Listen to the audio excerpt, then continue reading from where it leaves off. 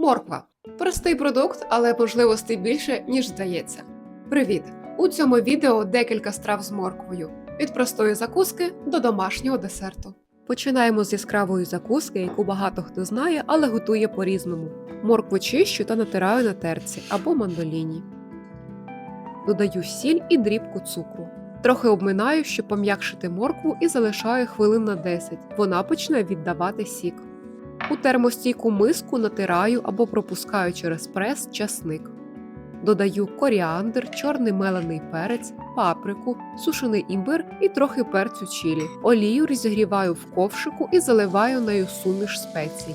Так аромат та смак розкривається найкраще. Додаю спеції до моркви. Доповнюю оцтом і добре перемішую. Заправлену моркву перекладаю в контейнер, що герметично закривається, і залишаю в холодильнику на ніч для маринування. Це базовий рецепт, який сам по собі дуже смачний, але його легко адаптувати під сезон або під те, що є під рукою. Сьогодні додаю огірок, шматочки фети та кунжут.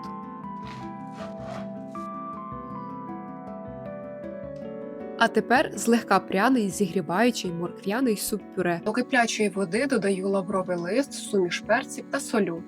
Кладу у ароматизовану воду філе кімнатної температури. Доводжу до кипіння, проварюю 2-3 хвилини і вимикаю вогонь. Залишаю під кришкою на 15 хвилин. Таким чином м'ясо повністю приготується і залишиться м'яким та соковитим. Тим часом займаюсь підготовкою овочів. Чищу 5 великих морквин, нарізаю їх крупними шматками.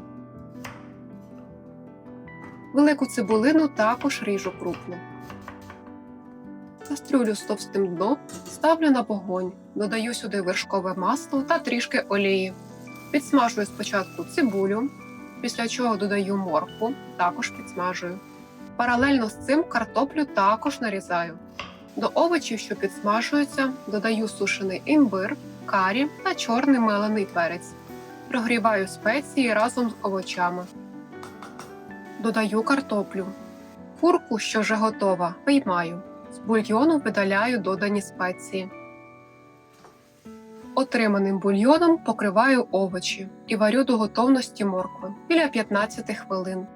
Варене куряче філе розбираю на волокна.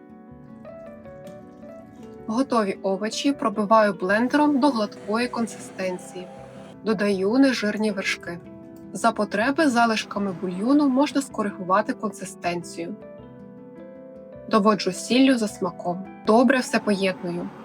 На слабкому вогні доводжу суп до кипіння. Подаю суп у глибокій мисці.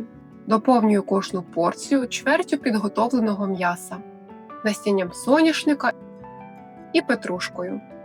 Подобається цей суп в першу чергу через його кремову текстуру і м'який, злегка пряний смак.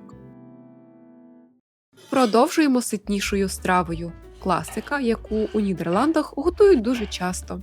Картоплю та моркву нарізаю великими шматками і відварюю у підсоленій воді з лавровим листом. Середню білу цибулину нарізаю вздовж півкільцями і підсмажую на невеликій кількості олії до карамельності.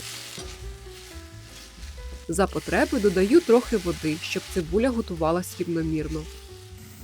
Сьогодні готую повністю класичну варіацію, тому як білок використовую копчену ковбаску. Наколюю упаковку шпажкою і розігріваю у мікрохвильовці згідно з інструкції. Овочі готові.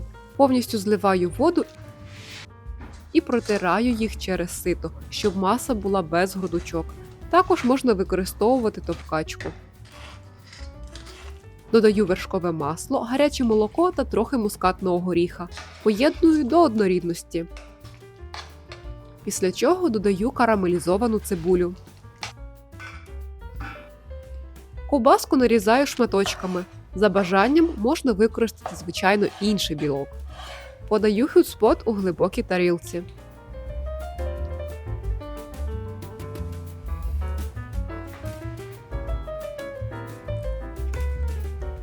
І на завершення – десерт. Починаю з підготовки сухих інгредієнтів. У миску відміряю пшеничне борошно, корицю, мускатний горіх, кардамон, дрібку солі, розпушувач. Перемішую все вінчиком, щоб всі інгредієнти рівномірно розподілились з борошном. Горіхи, у моєму випадку волоські, підсушую на пательні на помірному вогні біля 5 хвилин. Це розкриває їх смак і допоможе не розчинитись в тісті. Подрібнюю не надто мілко. Далі займаюсь морквою. Чищу та натираю її на крупній терці. У миску для змішування додаю 2 великих яйця та цукор. Збиваю їх до посвітлішання та збільшення в об'ємі. Сюди ж відміряю олію без запаху, додаю натерту моркву. Поєдную. До рідких інгредієнтів додаю підготовлену суху суміш. Все перемішую до відсутності сухого борошна, що могло залишитись на дні миски. І в останню чергу додаю подрібнені горіхи. Вистеляю форму пергаментом. Викладаю готове тісто. За бажанням можна випікати у формочках для мафінів. Ставлю у попередньо розігріту до 180 градусів Цельсія духовку. Випікаю близько 30 хвилин в режимі верх-низ до сухої шпажки.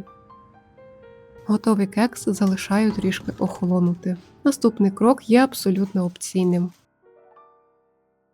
Поєдную вершковий сир по типу Філадельфія, жирні вершки, ванільний екстракт та цукрову пудру. Збиваю до однорідності та загущення. Покриваю кекс, що охолонув кремом. Прикрашаю горішками та шматочками шоколаду.